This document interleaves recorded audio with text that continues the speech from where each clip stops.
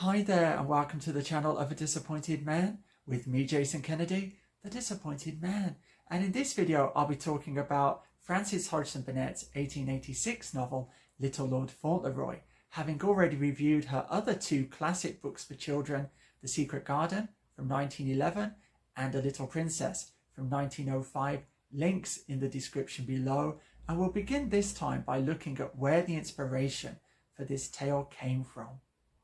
Now, in my previous videos on Burnett, I provided no biographical information about her whatsoever, arguing that her work is so derivative that it is best understood in relation to other works of literature. The Secret Garden, for example, is heavily indebted to Jane Eyre, while A Little Princess borrows freely from Thackeray's Vanity Fair and Dickens' Our Mutual Friend.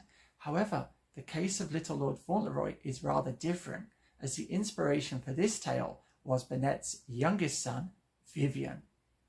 And in Ann Thwaite's biography of Burnett, Waiting for the Party, the author recalls the origins of Little Lord Fauntleroy as follows. Vivian was such a patriotic young American. He was so engaged in an impending presidential election at the time. His remarks were so well worth hearing. I began, among other fancies about him, to imagine his making them with that frankly glowing face to conservative English people. When a person is a duke, he had said to me once, what makes him one? What has he done? His opinion evidently was that dukedoms were a species of reward for superhuman sweetness of character and brilliant intellectual capacity. I began to imagine the interest that would be awakened in his mind by the contemplation of ducal personages. It amused me to analyse the subject of what his point of view would be likely to be. I knew it would be productive of immense entertainment to his acquaintances. Would he seem a cheeky little beggar to less republican minds than his own? I asked myself this curiously, but no, I was sure he would not. He would be so simple. He would expect such splendour of mind and of noble friendliness that the hypothetical duke would like him just as much as everyone else did. And he would end by saying, my friend, the Duke of Blankshire, as affectionately as he had said, my friend the milkman. We see two things here. Firstly, the immense vanity of Frances Hodgson Burnett, and secondly, the extreme pride she takes in her young son Vivian. And what she very artfully does in Little Lord Fauntleroy is redistribute these vices. So she assigns the vanity to the anonymous narrator and the pride to her hypothetical duke. And if we're going to talk about the story, the easiest way to summarize it is to just continue reading this passage where Burnett does that for us. One day I had an idea. I will write a story about him. I will put him in a world quite new to him and see what he will do. How shall I bring a small American boy into close relationship with an English nobleman? Irascible, conservative, disagreeable. He must live with him, talk to him, show him his small, unconscious republican mind. He will be more effective if I make him a child who has lived in the simplest possible way. Eureka! Son of younger son, separated from ill-tempered noble father because he has married a poor young American beauty. Young father dead, elder brother's dead. Boy comes into title. How it would amaze and bewilder him. Yes, there it is. And Vivian shall be he. Just Vivian, with his curls and his eyes, and his friendly, kind little soul. Little Lord something or other. What a pretty title. Little Lord. Little Lord what? And a day later, it was Little Lord Fauntleroy. A story like that is easily written. I find this summary fascinating in the way Burnett skillfully blends fact with fiction here. Firstly, at this time, Vivian's father Swan, a successful doctor, was very much alive, but Burnett shows no compunction about killing him off if that's what the plot requires. And then we have this figure of the poor young American beauty. Well, as the mother of the fictionalized Vivian, who better to provide a model than Burnett herself? This decision not to kill off the mother at the start of the book, as happens in The Secret Garden and The Little Princess, makes Little Lord Fauntleroy an entirely different kind of book, even though it's still very much an example of Victorian genre fiction.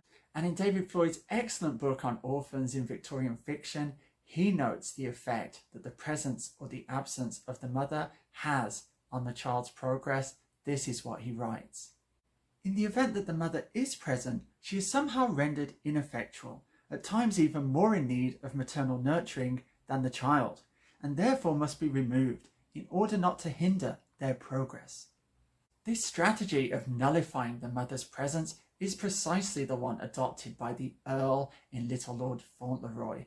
He decrees that the boy and himself will reside in the castle, while his mother must take up residence in a cottage outside the castle grounds and promise never to pass through its gates. His intention is to detach the mother from the boy's affections and transfer those feelings to himself.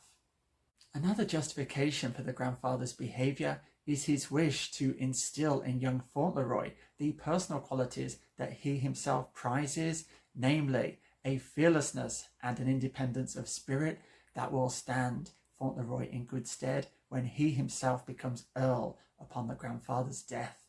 And this again is precisely what Floyd writes. He says, "The mother's non-presence sanctions the establishment of the self apart from the influencing identity of the mother, detachment from the order, protection, and moral surety conveyed by the mother, necessitating a sense of self-reliance for the child." And in the novel, this process of developing self-reliance centers upon Fauntleroy learning to ride a horse, the only vaguely dangerous activity he engages in, and one which, if his mother had been present, surely she may have raised an objection to. The central action of Little Lord Fauntleroy, then, is this struggle between the wicked grandfather and the loving mother over who shall take possession of the little boy's heart, and it's the resolution of this conflict that provides the story with its conclusion. And Little Lord Fauntleroy, for his part, is almost completely unaware that this struggle is taking place, and for this reason I would regard this novel as a book written for adults about children rather than being written for children, in the same way as The Secret Garden and A Little Princess. And of course, this has consequences not only for the child reader, but for Fauntleroy himself at the centre of this tale. So now, let's talk about him. The first thing that has to be said about Little Lord Fauntleroy is he's the biggest mummy's boy in the whole of children's literature. Look at this hair and look at these clothes. Again, what we're really seeing here is not what boys want to be, but what mums want boys to be. And even when I was a child, because there was a remake of Little Lord Fauntleroy in 1980, my mum was rather obsessed with making my brother, who also had blonde curly hair, into her own Little Lord Fauntleroy, thereby proving my point.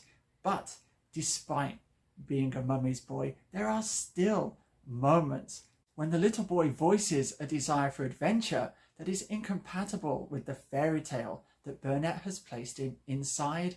And there's a particularly telling moment on the Atlantic crossing when Fauntleroy engages an old sailor in conversation, and there's a wonderful illustration of this moment in an 1887 edition.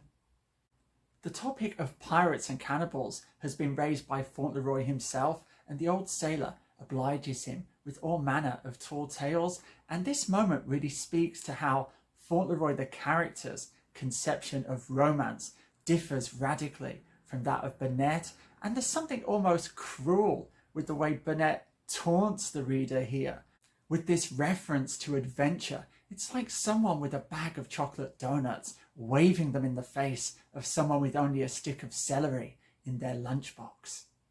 Happily, one way one can address the shortcomings in a literary text is with a movie adaptation, and there was a 1936 production of Little Lord Fauntleroy, and it's in the public domain, so I can show you some of it now, and here you'll see that they introduce elements that are not present in Burnett's text, and actually they exploit her material better too. So rather like Ivanhoe, I'm in the situation once again of being a booktuber who's pointing you towards a movie. Never mind, that's just how it goes sometimes. Let's sit back and enjoy the clip.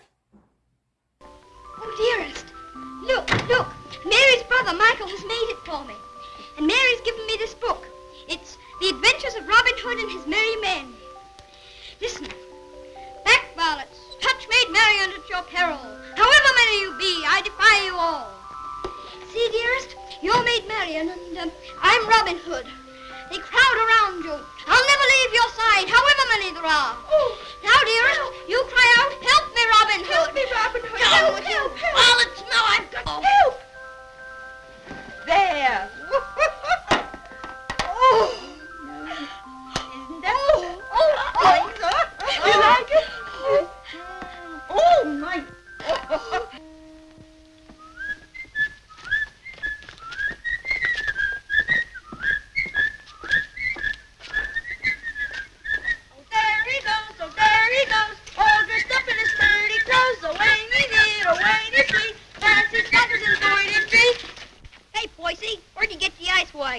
I'd like to get by, please. Give us a little ride, will you, bub? I'm sorry, no. Oh, scared I'll get it dirty? No, but I'd rather ride it myself. Hey, English, when'd you get back from dear old London? I'm not English. I'm an American. Now, where'd you get that kind of gab? My father was English, if it's any of your affair. Ooh, does your mother know you're out? Don't you dare talk about my mother. Mama's pet, Mama's pet, Mama's pet. I think you'd better take your hand off that wheel. Want to make anything out of it? I want to make you get out of the way. You don't dast, you sissy cat. Sissy cat. Wait a minute, Sadie. Don't let him bluff you. I'll be right there.